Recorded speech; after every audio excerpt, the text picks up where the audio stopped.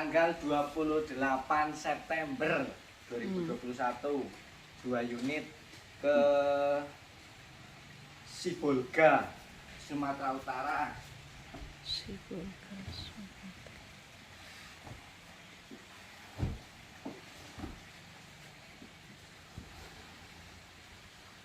Satu lagi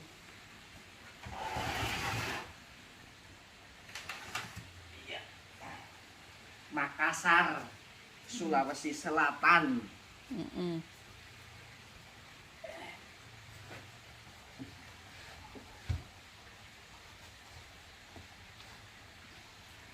Alhamdulillah.